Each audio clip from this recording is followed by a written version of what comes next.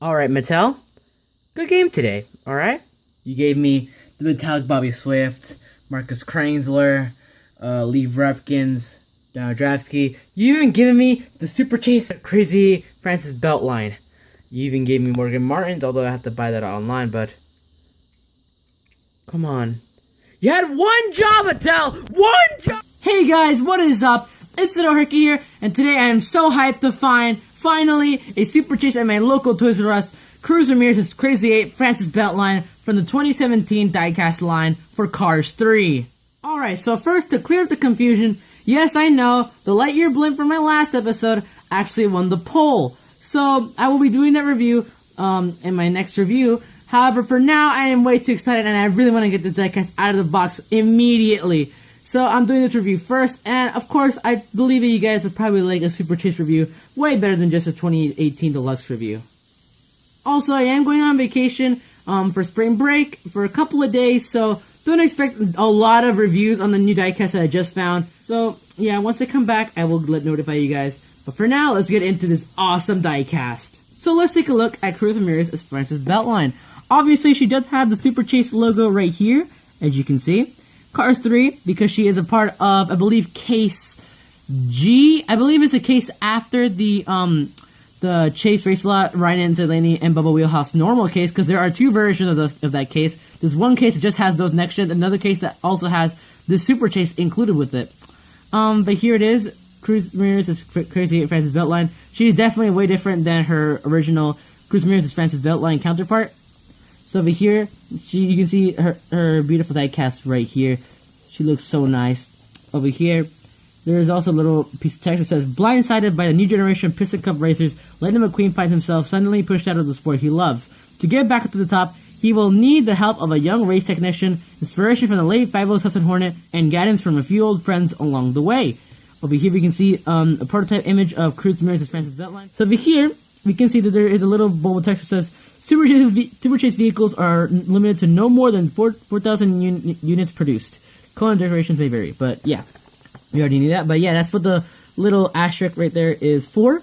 But yeah, let's get into unboxing this thing. I'm so excited. I'm very happy, and I actually found two of these in my local Toys R Us, so yeah, very excited to open this. So let's get into unboxing this car.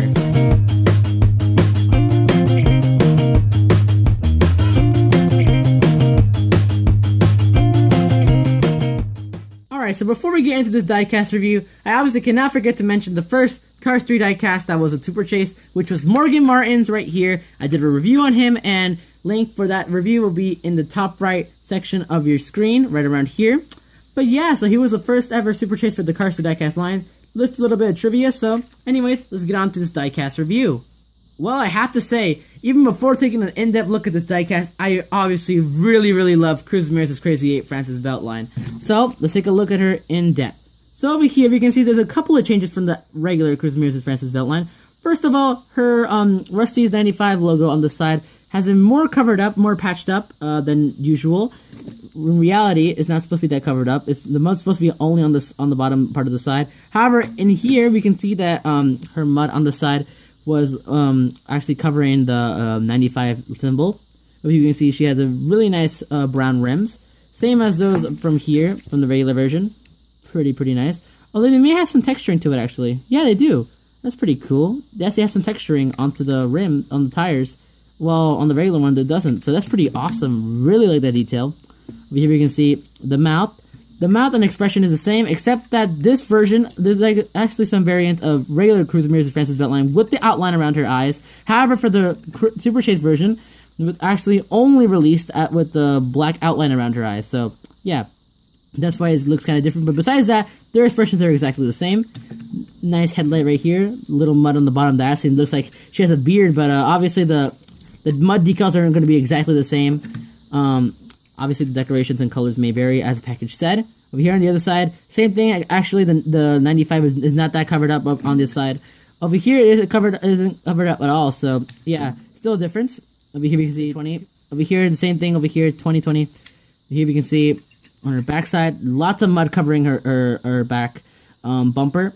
Definitely covering up most of her what's it called, license plate over here.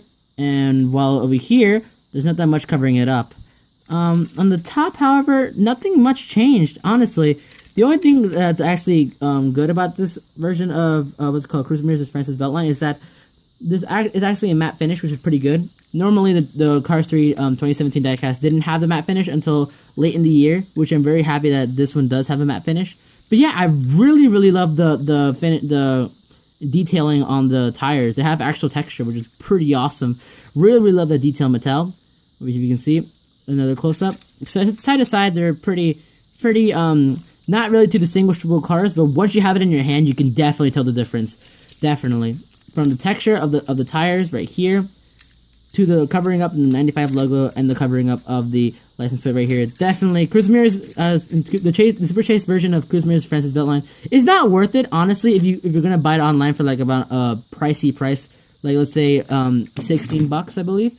Yeah, it's not worth it at all. However, if you're gonna get it for like a regular store price, then definitely pick it up. It's definitely an amazing addition to have to your collection. Over here is a glossy finish regular Cruz Ramirez. If you guys want to check it out, right here, same thing except they're just muddied up because it's a Francis Beltline. Obviously, Cruz Ramirez's crazy Francis Beltline did appear in the movie in Thunder Hollow. I believe specifically this version appeared when she was being cornered by Miss Fritter in the middle of the circle. So yeah, this is pretty awesome. Really love this diecast. Definitely one of the better additions to my collection, since obviously I found it in store. Which, if you guys want to see that whole experience, link will be on the top right hand corner of your screen. But anyways, guys, thank you so much for watching. I will be taking a break for a while. Just go on vacation to relax. So don't expect that many uploads from me. Also, definitely the Lightyear blimp will be my next diecast review. And anyways, guys, thank you so much for watching. This has been LittleHarky saying peace.